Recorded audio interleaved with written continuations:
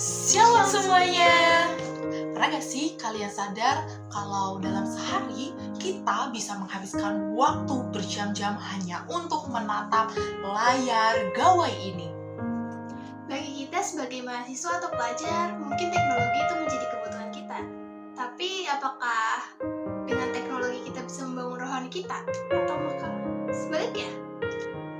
Saya Jitli Kustina dengan NIM 63250242. Dan saya Casey Stefani Sandra dengan NIM 632516555. Kami dari program studi Sistem Informasi Akuntansi Dari kelas 632A14 dari Universitas Bina Sarana Informatika Kampus Karawang.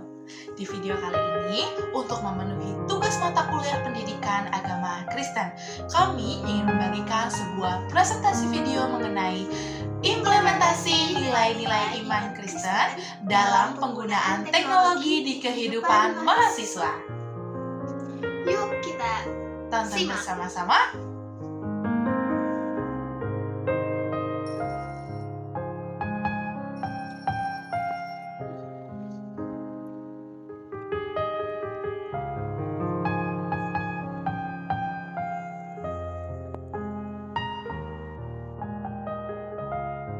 Teknologi bisa menjadi mesbah pertama kita di pagi hari untuk membaca dan merenungkan firman-Nya melalui Alkitab digital.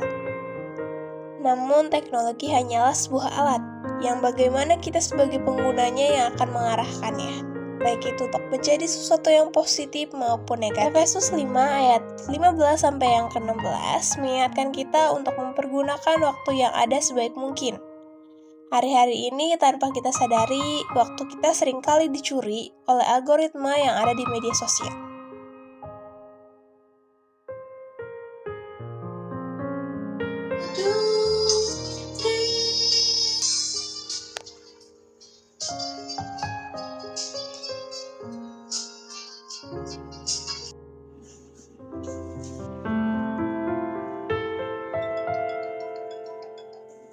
Halo Kay. Halo Jess. Ada apa Jess? Kamu udah saat teduh belum nih?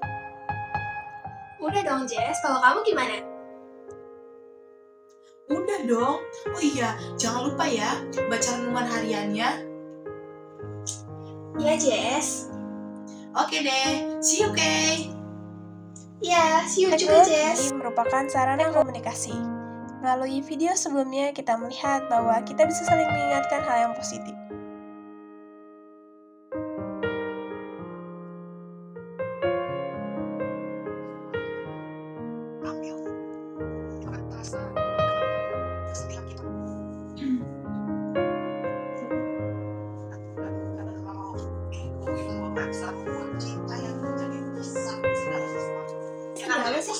Kok serius banget?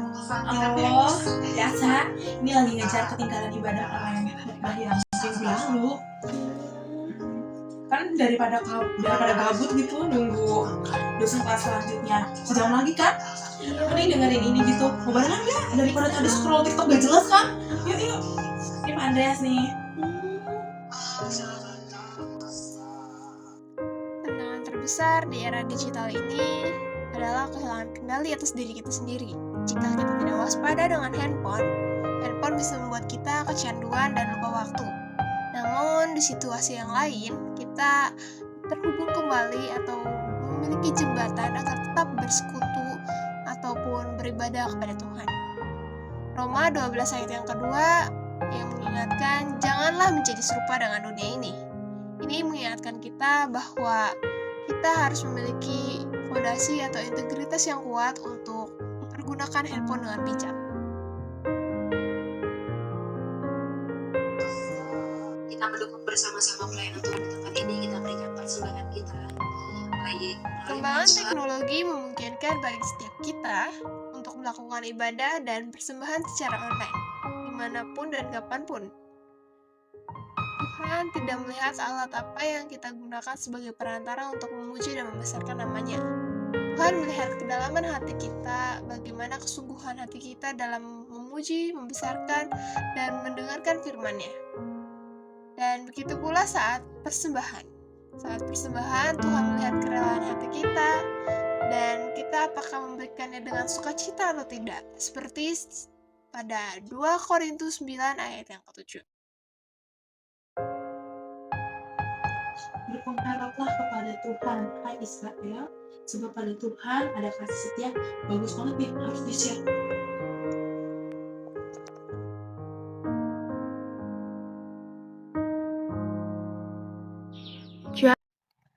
Teknologi telah mengubah cara kita berkomunikasi dan berbagi informasi.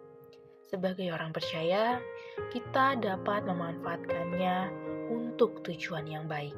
Salah satunya dengan membagikan firman Tuhan melalui media sosial. Melalui status WhatsApp, kita dapat menyebarkan pengharapan, menguatkan hati, dan menjadi terang bagi mereka yang membacanya. Mungkin kita tidak pernah tahu siapa yang sedang membutuhkan pesan itu, tetapi Tuhan dapat memakai setiap unggahan sederhana untuk menjangkau hati seseorang. Inilah bukti bahwa ketika teknologi digunakan dengan iman dan kasih, teknologi bukan hanya menjadi alat komunikasi, tetapi juga sarana untuk menghadirkan kasih dan kebenaran Tuhan di tengah dunia digital. Seperti yang tertulis di kitab Matius pasal 5 ayat 16 mengatakan, "Demikianlah hendaknya terangmu bercahaya di depan orang, supaya mereka melihat perbuatanmu yang baik dan memuliakan Bapamu yang di sorga."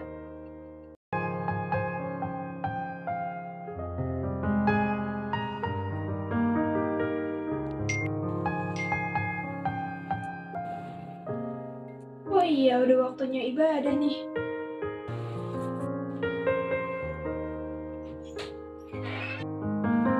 Oh iya, motor aku kan dipakai papa. Aja deh, siapa tahu belum berangkat.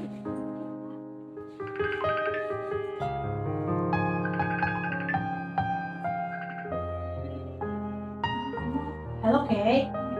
Halo Jess, kamu udah jalan belum? Soalnya motor aku dipakai papa nih. Oh, bareng. Oke. Om motornya aja dipakai sama papa. Oke. Just OTW ya. Pas banget. Ini untung masih ada di motor. Oke. Bisa tunggu dulu ya. Oh iya, makasih ya Jess, aku tunggu di depan. Oke, sama-sama, Kay. Mempermudah kita untuk tetap terhubung dengan komunitas orang percaya. Dengan satu klik, kita dapat mengetahui informasi ibadah, memesan transportasi, bahkan mempersiapkan hati lewat pujian selama di perjalanan. Atau kita dapat mendengarkan ibadah online. Ibrani 10 ayat yang ke-25 mengingatkan kita untuk janganlah kita menjauhkan diri dari pertemuan-pertemuan ibadah. Dengan adanya teknologi, tentu ini mempermudah kita untuk tetap datang beribadah maupun melakukan ibadah secara online.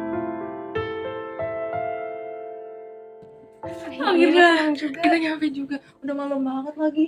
Ya, kita masuk. Sebentar. Oh, ada notif apa tuh? Ada notif dari Ibu Gembala kita.